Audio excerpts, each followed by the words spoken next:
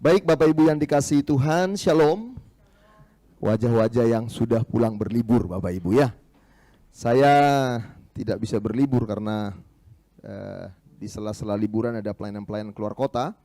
Memang ada tugas-tugas organisasi yang harus saya kerjakan ya, jadi saya sebelum liburan di Palangkaraya, pas liburan saya ada di Samarinda ya, karena ada tugas-tugas pelayanan. Besok pagi saya akan terbang ke Tapanuli ya, ke Medan Bapak Ibu, bawa dalam doa. Tapi hari Kamis sudah kembali lagi ya. Saya sebenarnya diminta minggu khotbah di sana, tapi saya bilang sama papa saya walaupun saya tanggal 22 tidak khotbah di sini, saya akan ada di sini Bapak Ibu, karena saudara ini seperti keluarga. Saya tinggal ke 1 minggu itu kangennya bukan main Bapak Ibu ya. Sungguh saudara-saudara ya. Jadi tapi memang ada tugas-tugas pelayanan, ada juga kenapa saya pergi pelayanan, karena ada juga bagian kita membangun hubungan dengan teman-teman. Saya banyak belajar dari beberapa gereja. Kemarin saya waktu di Palangkaraya lihat GB Rock, wow ya, mereka ada di, sekarang mereka ada di dekat IKN, ibu kota apa itu IKN ya? Nusantara N-nya ya saudara-saudara ya, IKN ya. Nah, saya lihat bagaimana mereka melayani, saya diberkati sekali, dan nanti saya akan share dengan tim Prophetic. Tadi saya juga sangat diberkati dengan pujian dan penyembahan kita. Kenapa pemazmur mengatakan pujilah Tuhan hai jiwaku? Saudara harus suruh jiwa saudara muji Tuhan. Halo, amin saudara. Kalau enggak jiwa saudara menggerutu, mengeluh, ngomel, cemburu, iri, jelek-jelek semua saudara ya. Makanya pemazmur pujilah Tuhan hai jiwaku. Saudara harus memuji Tuhan. Saudara harus suruh jiwa saudara untuk menyembah Tuhan. Angkat tangan, memuji Tuhan. Kalau saudara nonton bola aja bisa teriak-teriak Bapak Ibu yang dikasih Tuhan ya. Padahal saudara udah beli tiket, ya udah panas-panasan. Tapi ini buat Tuhan. Halo, amin saudara. Buat Tuhan. Saya rindu gereja kita ini Bapak Ibu yang dikasih Tuhan, dalam pujian penyembahan ekspresif gitu loh saudara-saudara ya. Ada yang ditunjukkan. Anda datang ke gereja bukan cuma dengar khotbah. Ketika kita memuji Tuhan, itu adalah bagian yang penting dari ibadah. Yang setuju katakan amin. Ya, jadi jangan kayak patung Bali, bengong aja saudara ya, nggak gerak Bapak Ibu ya. Baik Bapak Ibu yang dikasihi Tuhan, mari kita akan lanjutkan pengajaran firman Tuhan serial Beyond the Miracle. Ya, melampaui mujizat ya. Lebih daripada mujizat. Kita belajar dari 7 mujizat yang Tuhan kerjakan di kitab Yohanes.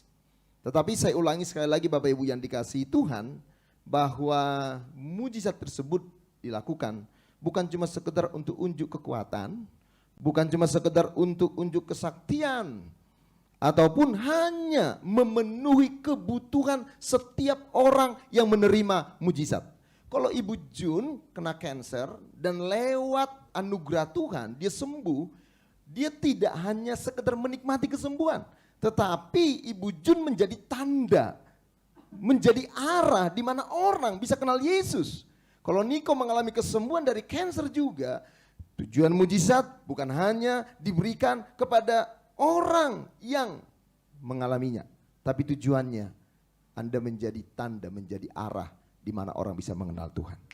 Kalau Anda diberkat secara ekonomi, bukan hanya sekedar dinikmati, bukan cuma sekedar apa, healing, bukan saudara-saudara, amin. Tetapi supaya saudara bisa menjadi berkat. Jangan seperti sering saya katakan kan, ya, ada orang apa-apa saya. Saya berharap di NLC nggak ada begitu. Di NLC itu, kalau ada apa-apa Pak, saya, gitu saudara. Amin. Kalimatnya sama, tekanan beda.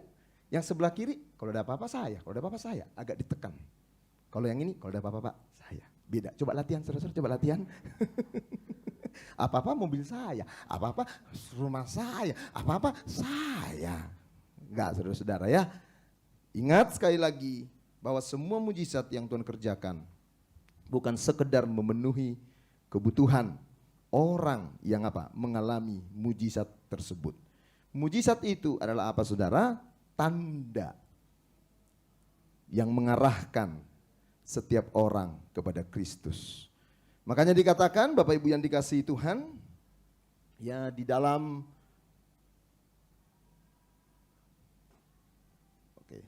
Yohanes 20 ayat 31, saya ulangi ini, tetapi semua yang tercantum di sini telah dicatat Supaya kamu percaya bahwa Yesuslah Mesias, Anak Allah. Perhatikan, supaya kamu percaya bahwa Yesuslah Mesias, Anak Allah, dan supaya kamu oleh iman memperoleh hidup dalam namanya. Ingat, ada berapa kata hidup dalam bahasa Yunani? Yang pertama apa? Bios, suke, dan zoe. Yang pertama bios, biologi, suke, psikologi, dan zoe itu apa? Inti manusia yang sesungguhnya. Dan Tuhan datang Bapak, kehidupan, zoe. Jadi hidup dalam segala kelimpahan. Jangan saudara jadi orang yang materialistis, ya, pikirannya cuma materi mulu, saudara-saudara.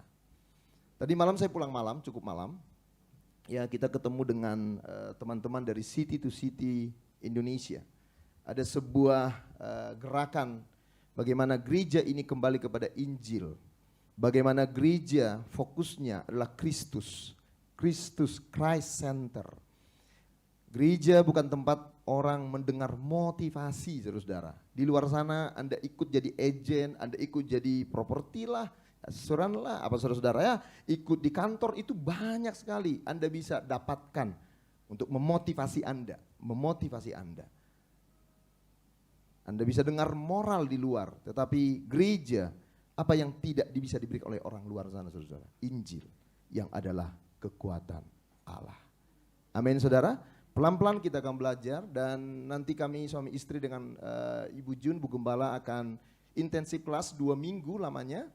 Dan setelah itu kita akan didampingi bagaimana gereja kita ini berpusat kepada Gospel Center Church, bagaimana gereja kita berpusat kepada Christ Center, sehingga Anda akan dengar khotbah-khotbah yang memang akan menyampaikan tentang Kristus, bukan tentang saya, bukan tentang hal-hal yang di dunia ini, tetapi beyond, hal-hal yang jauh lebih daripada sekedar yang orang dapatkan dari dunia ini.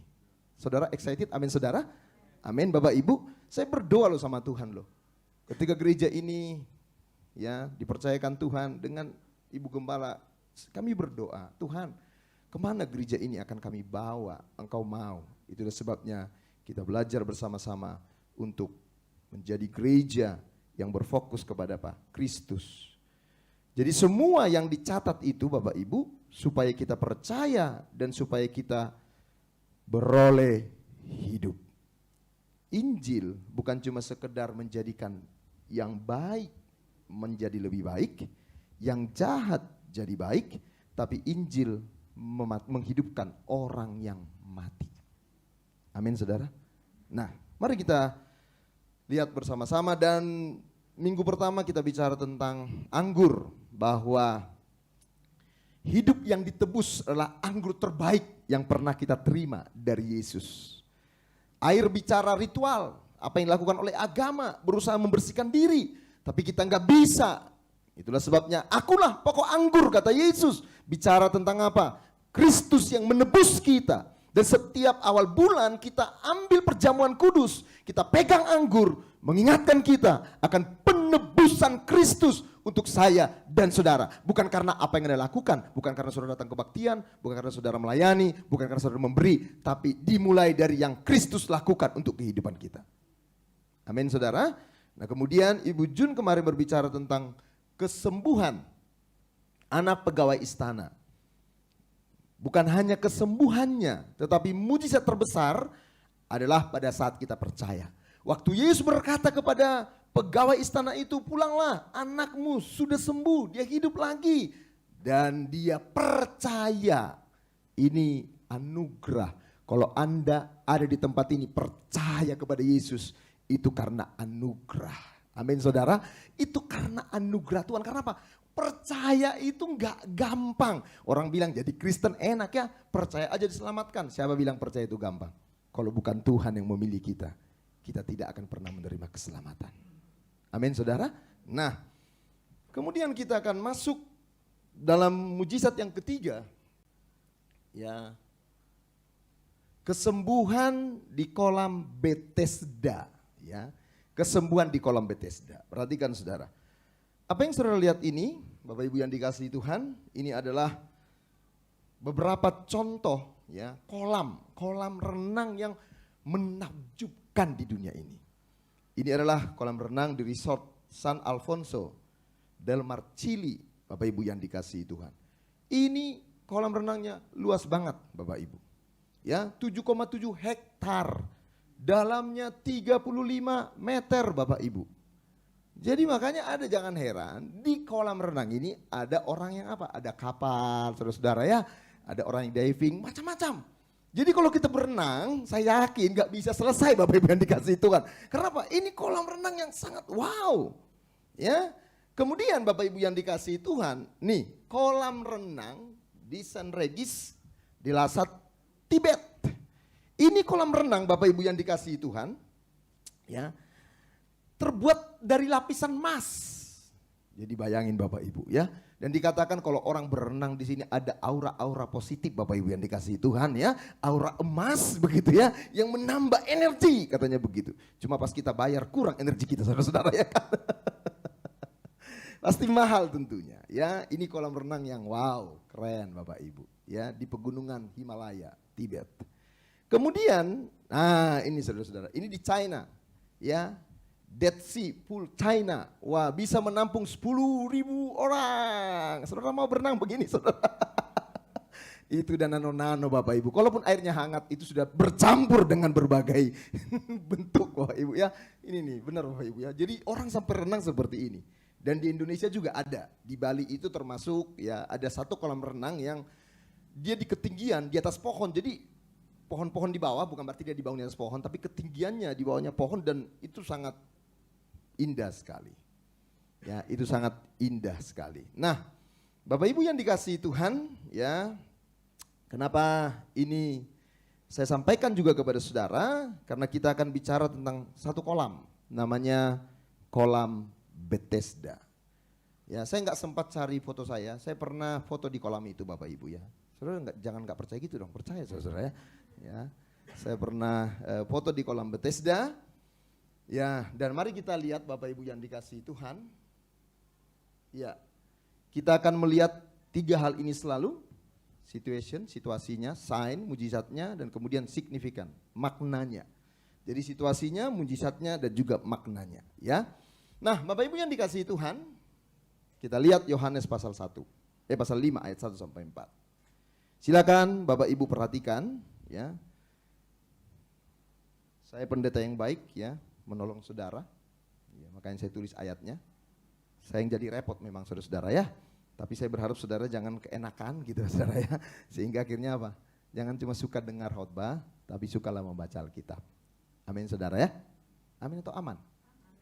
Aman. Oh amin saudara, haleluya ya. Nah perhatikan, sesudah itu ada hari raya orang Yahudi dan Yesus berangkat ke Yerusalem. Di Yerusalem dekat pintu gerbang domba ada 10 sebuah kolam yang dalam bahasa Ibrani disebut Bethesda. Ada 5 serambi dan di serambi-serambi itu berbaring sejumlah besar orang sakit. Orang-orang buta, orang-orang timpang dan orang-orang lumpuh yang menantikan goncangan air kolam itu. Sebab sewaktu-waktu turun malaikat Tuhan ke kolam itu dan menggoncangkan air itu, barang siapa yang terdahulu masuk ke dalamnya, ya, terdahulu masuk ke dalamnya sesudah goncangan air itu menjadi sembuh apapun penyakitnya. Nah, saudara perhatikan ya. Dikatakan bahwa ada di sana Bapak Ibu pintu gerbang domba. Dan di pintu gerbang domba tersebut Bapak Ibu, ya, kita bisa lihat apa yang ada di sana. Dikatakan bahwa ada orang sakit, ya, yang mereka percaya kalau air itu bergoncang, siapa yang duluan masuk, mereka akan sembuh. Nah, ini saudara-saudara penampakan kolamnya. Jadi kolamnya itu di bawah, ya. Saya waktu itu foto di atas, saudara ya, nggak kelihatan saudara ya. Biar Yesus yang kelihatan. Haleluya Bapak Ibu ya. Nah ini tinggal reruntuhan. Tetapi Bapak Ibu yang dikasih itu kan, kolam Bethesda itu, ya saya akan sedikit saudara-saudara kasih tahu buat kita. Sesuai namanya, disebut kolam Bethesda di pintu gerbang domba. Kenapa disebut pintu gerbang domba? Karena Bapak Ibu, tempat itu ya, pintu gerbang itu dilalui orang-orang yang membawa domba, kambing dan hewan untuk dipersembahkan sebagai korban di bait Allah. Jadi jumlahnya bukan cuma 1-2 hewan, bisa ratusan bahkan ribuan hewan kurban. Karena pada waktu itu kalau orang mau bawa korban beribadah, tempatnya cuma di Yerusalem. Kiblat. Saudara tahu kata kiblat? Ya, saudara-saudara kita Muslim, mereka punya kiblat. Agama Yahudi kiblatnya Yerusalem. Jadi mereka kalau mau membawa korban, upacara-upacara besar semua itu dibawa di Yerusalem. Dan kadang-kadang mereka, ya orang Israel perhitungan juga, karena kalau beli di bait Allah mahal harganya. Ya kan? Jadi sebenarnya kalau Anda lihat Yesus marah, karena apa? Ada orang yang berjualan di bait Allah. Itu hal yang biasa kok. Karena memang orang harus bawa korban kalau mau apa? Masuk bait Allah. Ya, cuma udah lebih mementingkan transaksionalnya ini. Udah lebih mementingkan hal-hal yang apa? Jual belinya daripada ibadahnya. Makanya Tuhan marah. Tetapi orang Israel biasanya apa? Bawa dari tempatnya masing-masing. Dari jauh dibawa saudara-saudara sapi, kerbau. Nah, sebelum dikorbankan, maka sapi, domba, lembu itu akan dibasuh di kolam Betesda, saudara-saudara. Bahkan sebelum disembelih pun dan darahnya mengalir di kolam tersebut. Jadi kolam itu saudara-saudara baunya bukan main. Saudara kalau hari raya korban, biasanya kalau kita lewat ya, saya waktu itu tinggal di Tanah Abang saudara. Petamburan, wah, dekat markasnya FPI, banyak saudara-saudara kita yang muslim di sana. Kalau korban banyak korbannya. Dan biasanya apa? Ya saudara tahu kan? Pasti apa? Ada sesuatu yang gak enak lah kita cium. Karena apa? Bau hewan korban. Jadi saudara coba bayangkan. Jadi tempat itu, kolam itu bukan kolam yang sebenarnya menarik, indah. Seperti kolam-kolam yang kita lihat tadi pertama. Bahkan dikatakan tempat itu menjadi tempat karantina. Orang kusta dikarantina di situ. Belum lagi sekumpulan orang yang apa? Orang yang sakit. Jadi saya tidak bisa bayangkan Bapak Ibu. Saudara coba bayangkan betapa baunya tempat itu. Karena korban dimandikan di sana. Kalau disembelih darahnya juga mengalir. Ada juga orang-orang sakit yang ada di sana. Wow. Ini sesuatu hal yang apa? Hal yang sangat menjijikkan. Tetapi Bapak Ibu yang dikasihi Tuhan, mereka punya kepercayaan. Ada malaikat yang kalau menggoncangkan air itu, siapa yang duluan nyemplung, sembuh. Ya, cuma yakin saya beberapa kali juga nggak sembuh. Karena kadang-kadang ada goncangan bukan malaikat yang menggoncangkan, domba yang kecemplung gitu kan saudara ya. Dan lihat gelombangnya langsung mereka loncat semua, agak sembuh juga ya. Coba saudara bayangkan. Dan 38 tahun. Ya. Nah, sebenarnya Bapak Ibu, ini bukanlah kepercayaan orang Yahudi. Karena ya, Bethesda konon sebelumnya adalah kuil Yunani. Jadi ini tadinya kuil. Ya, untuk menyembah dewa Asklepius. Kalau Anda tahu apotik ya, ada gambar ular. Sampai sekarang kan begitu Bapak Ibu ya. Nah ini dewanya nih. Tolong dibantu nih, karena dewa agak susah dia. Ya. Ah ini dia. Nah dewa ini Bapak Ibu dipercayai oleh orang-orang Yunani sebagai dewa pengobatan. Dewa mujizat. Makanya di apotik gambarnya seperti ini. Ya. Jadi kalau Anda lihat, oh ini ya dewa yang dianggap bisa menyembuhkan, mengobati. Jadi ada satu mitos bahwa kalau air itu bergoncang, maka orang yang nyemplung pasti sembuh. Sebenarnya Bapak Ibu yang dikasihi Tuhan, ini adalah usaha dari bangsa Romawi yang pada waktu itu menjajah orang Israel. Supaya apa? Supaya orang Yahudi Israel tidak lagi percaya kepada Yahweh. Mereka cuma percaya satu Allah. Yunani percaya kepada banyak Allah. Dewanya banyak. Dan Romawi pada waktu itu yang menjajah berusaha apa? Merusak kepercayaan tersebut. Dan ternyata memang usaha orang Romawi itu bisa dikatakan sukses. Karena apa? Banyak orang yang ada di sekitar kolam itu. Dan setiap kolam itu bergoncang, mereka ingin disembuhkan. Dalam Yohanes pasal 5 ayat 5 dikatakan, di situ ada seorang yang sudah 38 tahun lamanya sakit. Perhatikan ya. Sudah 38 tahun sakit. Dan orang ini pasti pernah mendengar siapa itu Tuhan, siapa itu Yahweh.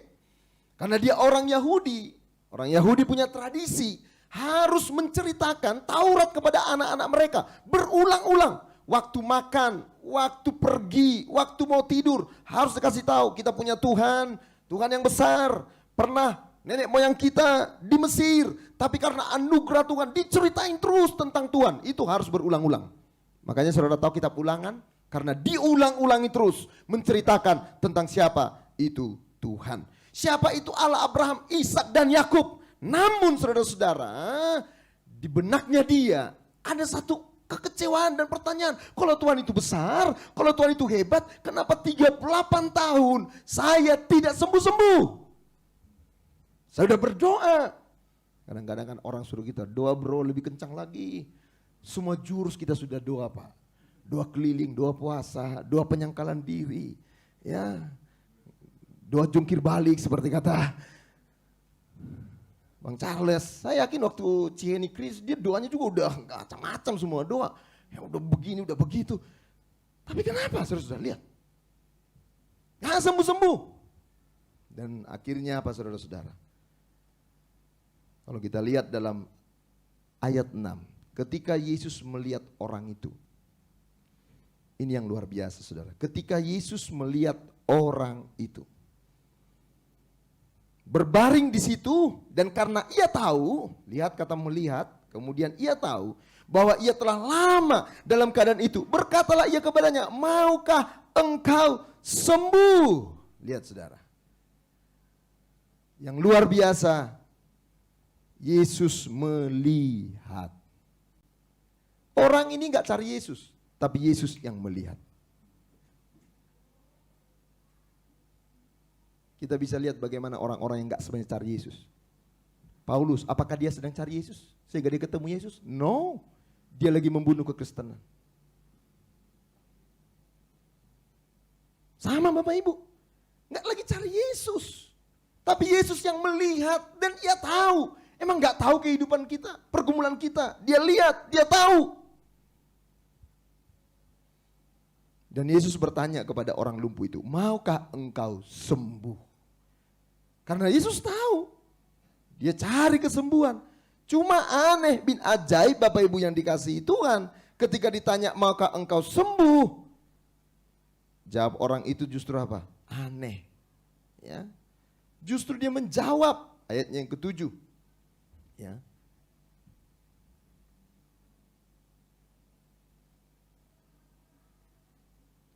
Lihat, jawab orang sakit itu kepadanya, Tuhan, tidak ada orang yang menurunkan aku. Lihat, objeknya selalu Bethesda.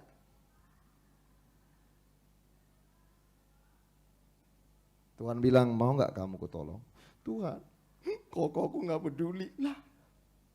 Lihat saudara, mau gak kamu? Tuhan, mertuaku jahat lah. Mau gak sembuh? Malah apa? Unek-unek yang dikeluarin. Mau gak kamu sembuh? Tuhan gak ada orang.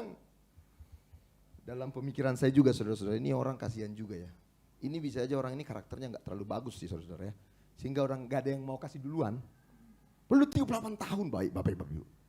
Jadi dia udah expert di tempat itu. Udah jadi apa? Senior. Bos, tiap orang datang. Diceplung. Bos gue pulang duluan gitu coba saudara-saudara. Dia sehat lu, udah dong gitu kan saudara ya. Karena apa? Ini orang lumpuh. Gak gampang loh, air bergoncang. Wah, siapa yang lebih kencang duluan? Orang buta. Orang buta itu telinganya tajam Pak. Jangan bisa bisik-bisik di tengah orang buta. Ngomongin gue loh gitu saudara. Dia tahu loh gitu saudara ya. Itu orang buta. Jadi dia baru nyemplung bus. Jadi gak tahu saya berapa kali dia basah kuyup. Tapi gak sembuh-sembuh Bapak Ibu yang dikasih Tuhan. Naik lagi, karena apa? Udah didahului yang lain. 38 tahun. Dan akhirnya dia apa? Mengeluh. Nggak ada orang yang peduli, nggak ada orang yang mau tahu, nggak ada orang yang... Coba saudara-saudara. Sampai kadang-kadang kita juga suka begitu ya. Padahal kita sudah ditawarkan oleh Tuhan. Tapi kita nggak melihat, malah mengeluh dengan keadaan kita. Ya, mengeluh dengan kehidupan kita. Saudara-saudara yang dikasihi Tuhan, dalam kehidupan kita pun demikian. Kita mungkin seperti orang yang lumpuh ini. Ya, dan orang yang lumpuh ini bukan cuma lumpuh sebenarnya secara apa? Secara jasmani, tetapi secara rohani dia juga lumpuh. Udah nggak bisa percaya lagi kepada Tuhan. Ngapain ke gereja? Ngapain berdoa? Ada orang-orang yang berani mengungkapkan. Ada orang-orang yang cuma di dalam hati. Kita pun mungkin pernah begitu. Ke gereja nggak ke gereja mah sama aja. Udah keluar kolekte, bayar parkir, ya elah. Ya, mendingan gua di rumah. Ya. Mungkin kita berdoa untuk apa? Supaya ada terobosan dalam ekonomi kita. Supaya apa? Mungkin suami atau istri kita diubah oleh Tuhan. Tapi nggak ada jawaban. Bahkan sepertinya Pak, kayaknya doa saya itu kayaknya cuma di langit-langit Pak. Kayaknya nggak nyampe ke atas. Dan ada orang-orang yang tawar hati. Harus diakui kita bisa jadi tawar hati, pahit, ya. Dan kadang-kadang kita mulai menyalahkan apa? Siapa saja bisa jadi salah. Dan tidak sedikit orang yang berusaha mencari alternatif. Ada orang yang berusaha cari apa? Orang pintar, mulai menanya nasib. Saya cocok nggak Pak? Kira-kira saya cocok nggak sih nikah sama istri saya? Udah berapa tahun nikah? 30 tahun baru bertanya saudara-saudara. Cocok, kayaknya kami nggak cocok Pak. Anak 5 nggak cocok. Keterlaluan Bapak Ibu dikasih Tuhan. Kok bisa punya anak 5 nggak cocok, coba bayangin. Iya kan? Jangan takut bagi yang belum menikah ya. Raymond mulai sing dia saudara. Apakah aku akan mengalami penderitaan ini? Pikullah salib. Ya. Dan akhirnya kadang-kadang kita jadi apa? Ya cari mungkin ada pertolongan yang lain. Saya pernah ketemu orang loh. Pak kan nggak salah Pak, kita tetap ke gereja Pak. Tapi kalau ada pertolongan yang lain kan ya kita jalani juga Pak. Ya, kita nggak ninggalin iman Pak, nggak ninggalin Yesus. Coba saudara. Ya. Ini cuma apa aja Pak? Cuma tambahan aja Pak. Ya, makanya kadang-kadang apa? Ya bisa aja dikasih orang pelaris. Ya, ada juga yang pakai apa? Hello Kitty manggil-manggil, saudara kan? Itu apa sih? Saya tos-tos tuh Hello Kitty, saudara kan? Tapi ada orang yang menaruh pengharapannya mungkin pada hal yang demikian. Ya, ya ke gereja pun kadang-kadang udah jadi malas. Ya cuma sekedar aja. Gak enak sama tetangga, gue Kristen gak ke gereja. Ya, kadang berdoa pun sambil apa? Sambil WA-an sama temannya, ntar dulu gue lagi doa. Ya, sabar. Tahu nih pendetanya lama khotbahnya. Reseh. Gue udah bilang sama bini gue pindah gereja, gak cocok gue di sini, gitu kan saudara ya. Ya. Tetapi Bapak Ibu yang dikasihi Tuhan perhatikan. Ini hal yang luar biasa. Bahwa orang yang lumpuh ini, lihat saudara-saudara, ditolong oleh Tuhan sama sekali bukan karena usahanya. Nggak ada dia lagi mencari Tuhan, enggak. Tetapi ayat yang mengatakan, maka dikatakan apa? Yesus melihat. Ini yang luar biasa. Amin saudara. Artinya Pak, Yesus peduli. Yesus tahu. Dan bukan cuma itu Bapak Ibu yang dikasihi Tuhan. Yesus bukan cuma peduli, bukan cuma tahu, tetapi justru dia menghampiri. Yesus datang. Dalam ketidakmampuan kita disebabkan oleh dosa, sebenarnya tidak mungkin untuk mampu benar. Tidak mungkin kita benar dulu baru Tuhan menolong kita. Saudara perhatikan ya. Gak mungkin kita benar dulu baru ditolong Tuhan. Tuhan sudah lebih dahulu menolong kita. Amin saudara. Amin. Tuhan tidak bilang, kamu belajar dulu 5 bulan, ikut kebaktian. Nanti saya lihat kalau kamu bisa jawab ujian, ya skornya 8. Kalau di bawah 8, tetap di kolom Bethesda. Kalau di atas 9, saya tolong. Enggak. dalam ketidakmampuannya. Kita bisa melihat Bapak Ibu yang dikasihi Tuhan, itulah anugerah dalam kehidupan kita. Dia sudah terlebih dahulu menunjukkan kasih-Nya kepada kita ketika kita masih apa? Berdosa. Roma 5 ayat 8. Jadi Allah yang terlebih dahulu melakukan di dalam kehidupan kita. Dalam ayat 7 dikatakan, dalam ayatnya yang ke-8 maksud saya. Ya. Kata Yesus kepadanya, bangunlah, angkatlah tilammu dan berjalanlah. Wow, luar biasa saudara. Jadi situasinya tadi ini mujizatnya. Angkatlah tilammu, dikatakan. Ya. Dan berjalanlah. Pada saat itu juga sembuhlah orang itu, lalu ia mengangkat tilamnya dan berjalan. Ini luar biasa Bapak Ibu yang dikasihi Tuhan. Sekali lagi, ini benar-benar anugerah Tuhan buat kehidupan orang yang lumpuh ini. Dilihat, dia tahu, dan dia menghampiri. Sama dengan hidup kita. Di tengah-tengah kebodohan-kebodohan, di tengah-tengah kesulitan yang kita alami, kadang-kadang kita merasa sendiri, tapi Tuhan melihat kita. Yesus juga katakan amin. Dan Tuhan tahu. Dan Tuhan bukan cuma tahu. Kadang-kadang kita kasih tahu kekurangan kita, ya, masalah kita, orang tahu. Tapi belum tentu orang bisa nolong. Tapi Tuhan bukan cuma melihat, tahu, tapi dia menghampiri. Dan dia apa? Menolong orang tersebut. Bangunlah, angkatlah tilammu. Dan lihat di situ Bapak Ibu yang, tetapi hari itu hari Sabat. Coba saudara perhatikan. Kenapa Bapak Ibu yang dikasihi Tuhan? Harusnya kan lebih mudah bagi Yesus mengatakan, bangun, jalan, tilam ditinggal, udah bau dibawa-bawa. Coba saudara. Itu tilamnya pasti bau banget tuh. Kalau waktu itu kok Dedi yang sembuhkan orang itu pasti bilang, ini tilam jangan dibawa lagi lah. Ya, biarin aja di sini, kasih temanmu yang satu itu mungkin dia butuh. Tapi kenapa? Kenapa perhatikan? Yesus mengatakan, bangunlah, angkatlah tilammu dan berjalanlah. Luar biasa. Nanti kita akan lihat Bapak Ibu. Kenapa? Dan dicatat pada hari itu adalah hari Sabat. Ya. Dan ternyata ada sebuah pasal Bapak Ibu, kalau hari Sabat orang nggak bisa kerja.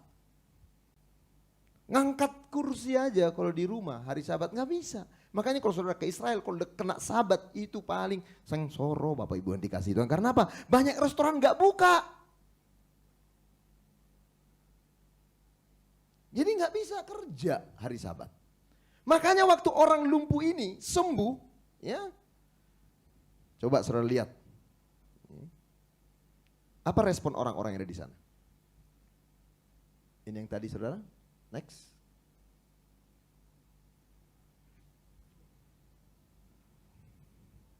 Kayaknya kelewatan ya.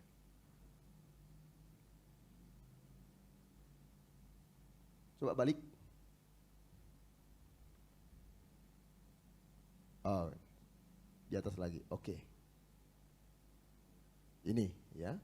Karena itu orang-orang Yahudi berkata kepada orang baru sembuh itu, hari ini hari Sabat dan tidak boleh engkau memikul tilammu. Coba Bapak Ibu, itu udah 38 tahun di situ. Saya yakin semua tukang gorengan, tukang bakso, saudara-saudara ya, tukang siomay, pedagang keliling ya, tukang mainan, balon, pasti banyak saudara-saudara di situ kan saudara. Pasti udah kenal nggak sama orang ini? Kenal. Nggak mungkin 38 tahun di situ. Coba. Ya, kalau kode ini 38 tahun di satu tempat. Coba, nggak mungkin nggak ada orang kenal. Pasti kenal. Lihat sembuh. Nggak ada lo yang bilang, bro, lu sembuh. Nggak ada. Nggak ada yang pegang, benaran lo? Nggak ada. Hah, harusnya apa? Selamat. Waduh, orang nangis. 38 tahun lagi sembuh juga loh. Nggak ada. Yang dipersoalkan cuma soal agama. Yang dipersoalkan aturan. Lu gak bisa ngangkat tilam. Ini yang bikin orang susah masuk gereja. Kenapa? Aturannya kadang-kadang kebanyakan. Bukan diterima dulu, tapi udah aturannya dulu. Syaratnya gini Pak, syarat Pak. Tetapi Injil tidak demikian, saudara-saudara. Saudara diterima oleh Tuhan terlebih dahulu. Dan dia bekerja dalam hidup saudara untuk mengubahkan kehidupan kita. Amin, saudara. Soal agama nih, gak bisa. Bukannya apa? Bersyukur nih. Ada dua musuh Injil, saudara-saudara. Next time kita akan belajar secara khusus. Ya, legalisme, ya, dan juga apa? Liberalis. Legalisme ini orang aturan. Udah selamat tapi harus begini, harus begini, harus begini, harus begini. Banyak banget aturannya. Ini orang yang mau bebas. Kita kan udah bebas, udah ditebus, kita merdeka, kita suka-suka kita. Ini dua ekstrim yang salah. Ekstrim yang kanan juga begitu. Kamu harus begini supaya kamu dikasihi Tuhan. Kamu harus begini supaya Tuhan memberkati kamu. Kamu harus begini. Sehingga semua soal aturan. Dan orang ini pun demikian. Udah sembuh gak diselamatin, bukan dibilang wow, bukan hebat. Hei bro, lu tahu gak nih hari Sabat? Gak bisa ngangkat tilam. Itulah sebabnya kenapa ada orang Samaria yang baik hati. Orang sudah dirampok. Ada yang pertama lewat imam. Terus saudara, lewat lagi siapa? Nabi dikatakan. Tapi gak ada yang mau nolong. Sampai orang Samaria yang gak tahu agama. Tapi dia punya hati. Orang Samaria yang dianggap orang Israel, itu Samaria itu orang Israel, tapi Israel campuran. Udah nikah bercampur sehingga dianggap apa? Kelas 2, gak ada hubungannya. Keaslian Israelnya udah hilang. Tapi ini yang menolong. Sebenarnya Yesus menegur orang Israel, kamu itu punya agama ya. Tapi untuk apa itu agama kamu? Untuk apa semua aturan itu? Kalau gak memberkatin orang. Dan gak ada saudara-saudara orang yang menolong. Tapi ada Samaria itu. Dia bukan cuma apa membawa. Tapi dia bayarin. Kalau kurang, minta. Itu gambaran Kristus. Dia bayar hidup kita lunas. Itu sebabnya saya katakan buat saudara kemarin. Kita gak perlu bayar harga karena sudah dibayar harganya oleh Tuhan. Kalau Anda melayani harus dengan sungguh-sungguh karena apa? Itu bentuk ekspresi iman saudara, rasa syukur. Kalau saudara melayani hanya karena aturan, hanya karena takut, Anda nggak merdeka. Tapi kalau Anda melayani dengan rasa syukur, iya Tuhan. Tuhan Anda berkati saya, masa memberi aja, kolekti aja, mikir-mikir. Masa membuat persembahan Tuhan, mikir malu. Karena Pak, kita tahu anugerah Tuhan dalam hidup kita. Dan orang nanya, siapa yang nyembuhin? Nah ini yang luar biasa Bapak Ibu yang dikasih Tuhan. Next, perhatikan ya. Akan tetapi menjawab, orang yang telah menyembuhkan aku, dia yang mengatakan kepadaku, angkatlah tilammu dan berjalanlah. Mereka bertanya kepadanya, siapa? Karena apa? Orang itu sebenarnya gak kenal siapa itu Yesus, gak kenal. Itulah sebabnya, itulah anugerah saudara-saudara. Bukan karena ada kenal Tuhan, tapi karena Tuhan yang mengenali kita terlebih dahulu. Tuhan menciptakan kita. Gak dia kenal kok ini orang. Siapa? Makanya didesak terus. Karena apa? Ini pelanggaran, penistaan agama. Bisa demo Bapak Ibu karena penistaan agama Bapak Ibu. Didesak terus. Siapa bro? Siapa? Coba dong. Gak tahu siapa. Ya pokoknya disuruh gue jalan, angkat tilam gue jalan. Terus lu gak tahu orangnya? Gak tahu siapa orangnya. Itu anugerah ya. Bukan karena kita kenal Tuhan. Tapi dia lebih dahulu mengenal kita. Amin saudara. Wah, hebat saudara-saudara. Tetapi orang yang baru sembuh itu tidak tahu siapa orangnya. Ini persoalan Bapak Ibu. Sekali lagi Bapak Ibu, gak tahu. Apalagi saudara, Tuhan udah tebus. Masa Tuhan gak melihat pergumulanmu? Masa gak tahu pergumulanmu? Masa gak dia bersama dengan engkau? Halo amin saudara? Amin Bapak Ibu? Perhatikan. Sebab Yesus telah menghilang. Tiba-tiba Yesus mungkin hilang. Ya, kayak ninja, hilang saudara. Nggak tahu kemana. Ya. Kemudian Yesus bertemu dengan dia. Tapi puji Tuhan ya saudara. Kemudian Yesus hilang. Dan orang ini pasti apa? Bingung. Kenapa? Lagi bawa tilam kan? Coba bayangin Bapak Ibu ya. Kalau saudara gitu, lo mau kemana nih? Bingung. Semua orang bully dia, nyalain dia. Bukannya bersyukur. Tapi apa? Dimaki-maki. Lu memang gak tahu diri. Lu ini orang lagi sahabat, ngangkat-ngangkat tilam dan lain sebagainya. Dia bingung. Tapi saudara-saudara, Kemudian Yesus bertemu dengan dia. Nah, bertemu ini bukan tanpa sengaja, bukan. Adakah yang ketemu, kok ketemu Pak? Gitu kan. Tetapi ini sebenarnya saudara-saudara ya, menggambarkan bagaimana Yesus ya. Memang Yesuslah yang apa? Yang berinisiatif. Karena Yesus belum selesai dengan dia. Kalau kesembuhan aja jadi tujuan, udah gak usah ditemuin lagi. Saudara bisa menurut saya? Kalau cuma untuk sembuh, udah selesai, udah sembuh, udah sehat. Tapi belum. Beyond the miracle, melampaui mujizat. Lebih daripada mujizat. Makanya saudara-saudara, kisah ini belum selesai. Yesus bukan datang hanya untuk menyembuhkannya dari kelumpuhannya saja, tetapi juga menyelamatkan jiwanya. Itulah sebabnya mujizat itu sementara, tapi keselamatan itu kekal, saudara-saudara. Hizkia sembuh. Tapi apa? Akhirnya jauh dari Tuhan. Ya. Akhirnya dia kembali bertemu dengan Yesus. Ya. Bertemu. Dalam bahasa aslinya Bapak Ibu yang dikasih artinya dicari sampai ketemu. Itu bahasa aslinya. Dicari sampai ketemu. Heurisko. Dicari sampai ketemu. Karena Yesus belum selesai. Dan ketika sudah ketemu dengan orang itu, apa yang terjadi saudara-saudara? Engkau telah sembuh, dikatakan. Ya, engkau telah sembuh dan jangan berbuat dosa lagi. Amin, saudara. Supaya dikatakan apa? Padamu jangan terjadi yang lebih buruk. Nah, banyak orang mengartikan ini cuma apa ya, saudara? Cuma gini, cuma dangkal. Makanya lu sih bikin dosa lagi lu. Makanya lu kena tulah lagi kan? Gitu coba saudara kan? Ya, makanya lu. Saya mau tanya di sini ada orang yang nggak bikin dosa lagi? Tolong angkat tangan. Setelah angkat tangan angkat kaki saudara-saudara ya. Coba angkat tangan, ada yang nggak bikin dosa lagi? Saya yakin nggak ada. Tapi artinya ini saudara-saudara, yang lebih buruk adalah apa? Binasa. Yang lebih buruk artinya apa? Kamu sudah menerima keselamatan sehingga apa? Sehingga keselamatan itu yang sudah menyelamatkan hidupmu. Kita masih bisa jatuh dalam dosa. Tetapi Yesus maksudkan di sini adalah kesembuhan secara roh, keselamatan jiwa. Setelah diselamatkan, hidupnya sesuai dengan status sebagai orang yang telah dibenarkan dan disucikan. Jangan hidup di dalam natur dosa lagi. Amin saudara. Karena siapa yang ada dalam Kristus, mana itu? Ia adalah kehidupan yang baru. Dan orang itu keluar menceritakan ya. Kepada siapa? Kepada orang-orang Yahudi. Nih luar biasa. Makanya saya katakan tadi, saudara lihat. Ya. Orang itu keluar. Lalu menceritakan.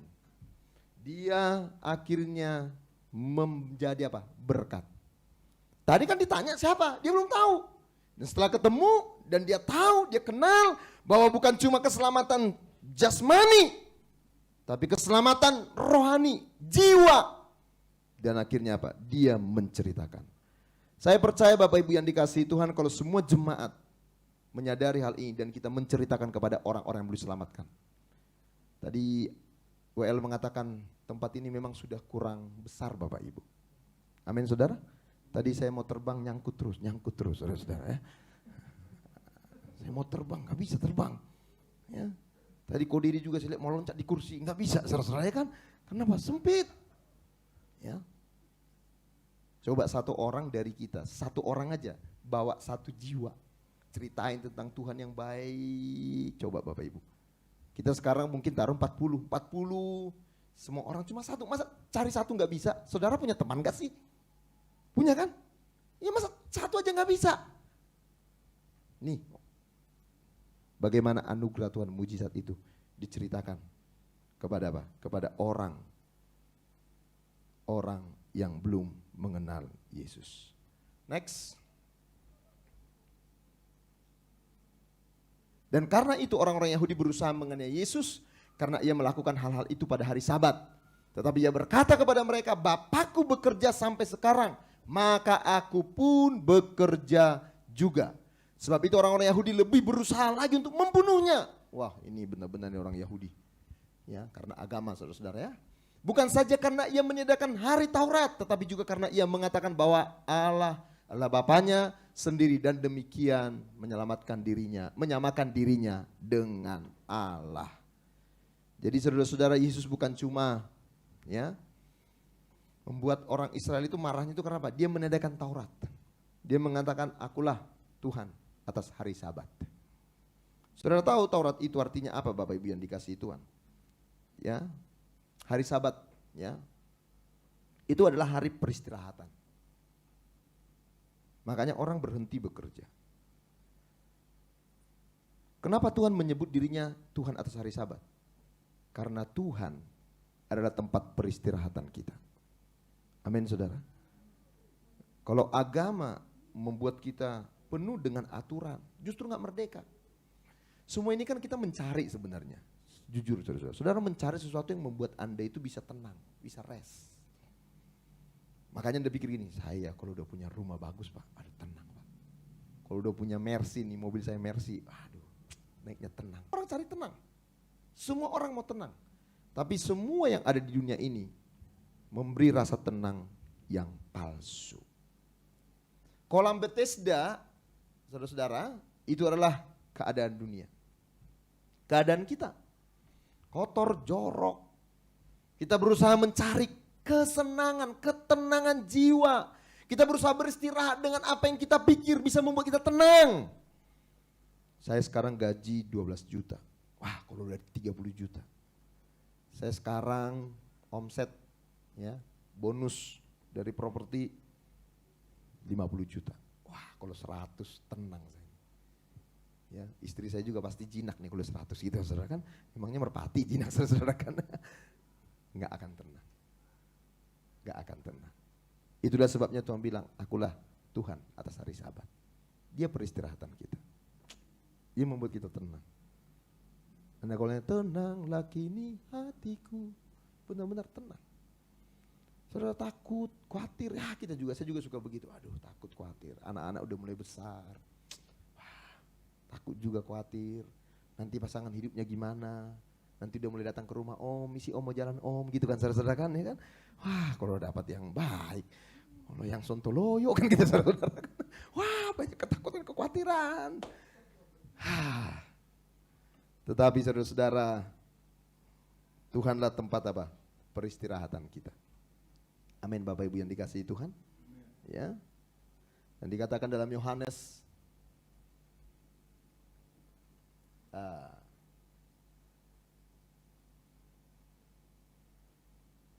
ini pengaruh kolam Bethesda kayaknya ini.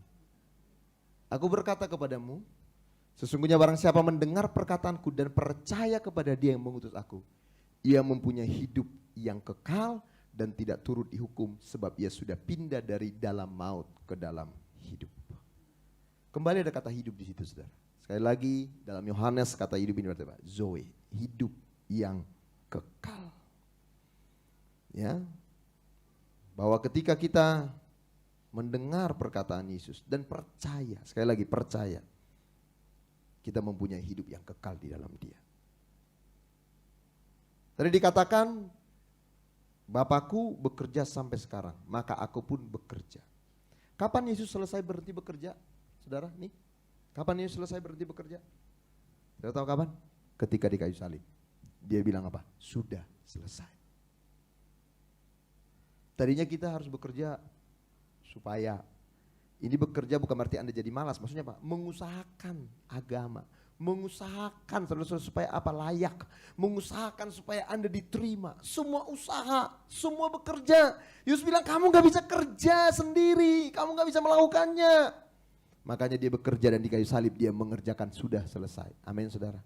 Sehingga apa? Sehingga setiap kita beroleh keselamatan di dalam Dia. Next. Dan yang terakhir saudara-saudara, itulah sebabnya kita bersyukur karena agama berkata kita harus melakukan ini, lakukan itu. Kamu harus kudus, kamu harus beribadah, baru kamu dapat berkat. Kalau kamu gak kudus, kamu gak diberkati. Kalau kamu gak sungguh-sungguh, kamu gak diterima Tuhan. Tetapi Yesus, Injil berkata sudah selesai. Dan ingat saudara, bukan berarti sudah selesai sehingga akhirnya kita tidak lakukan apapun. Paulus berkata, aku bekerja dengan begitu giat. Artinya apa? Ketika kita dalam dosa, semua usaha kita itu nol. Tetapi anugerah Kristus itu menjadikan kita menjadi penuh. Dan dalam anugerah itu, tanggung jawab dan anugerah, di mana porsinya Pak? Bukan 50%, 50%, bukan. 100% anugerah, 100% kita Pak mengerjakan keselamatan. Karena apa? Karena kita sudah menerima kasih Tuhan di dalam kehidupan kita. Yesus berkata sudah selesai supaya kita bisa melakukannya. Yesus berkata, saudara-saudara, ya, sudah membayarnya supaya kita Pak memilikinya. Karena kita nggak bisa bayar, dia bayar dulu supaya kita memilikinya. Yesus menang dulu supaya kita lebih dari pemenang. Iman itu Bapak Ibu bukan berjuang untuk mendapatkan sesuatu. Perhatikan, iman bukan berarti berjuang untuk mendapatkan sesuatu. Saudara beriman berarti menerima apa yang kasih karunia sudah berikan buat saudara. Amin saudara. Apa yang kasih karunia sudah berikan buat kita. Sehingga kita Pak menerima anugerah, menerima berkat Tuhan dalam kehidupan kita. Karena kita sudah menerima anugerah, maka ingat ya, sering saya katakan, lakukan ini supaya, itu agama, kerjakan ini supaya. Kasih karunia kamu sudah terima supaya, karena kita sudah menerimanya, maka apa? Kita bisa mengampuni. Karena kita sudah menerima kasih, maka kita bisa mengasihi. Tanda orang sudah menerima, dia bisa memberi. Karena apa? Karena kita menerima anugerah dari Tuhan. Amin saudara ya. Pelan-pelan ini kita akan terus ulang-ulangi. Bahkan nanti akan kita sharing tentang apa perbedaan yang saya katakan tadi. Ya, kutub utara, kutub selatan. Ya, yang kanan dan yang kiri. Antara orang yang legalistik dan orang yang liberal. Orang yang mau bebas. Ada Injil di tengah-tengah. Ya, tetapi nggak bisa kebalik. Kita harus mulai dari kasih karunia. Sehingga kasih karunia itulah yang apa? Memampukan kita untuk hidup kudus. Amin saudara. Kasih karunia itulah yang menguatkan kita untuk bisa bersyukur di tengah pergumulan. Kasih karunia itulah yang menolong kita untuk berjalan dari hari ke hari semakin berkenan di hadapan Tuhan. Amin Bapak Ibu. Saudara belajar sesuatu hari ini, amin saudara. Yesus mengerjakan pekerjaannya yang sempurna dalam kehidupan kita. Dan biarlah setiap kita terus memahami dan mengerti bahwa penebusan Kristus, keselamatan adalah berkat terbesar dalam kehidupan kita. Kiranya Tuhan memberkati kita. Selamat hari Minggu untuk kita semua. Mari kita bangkit berdiri.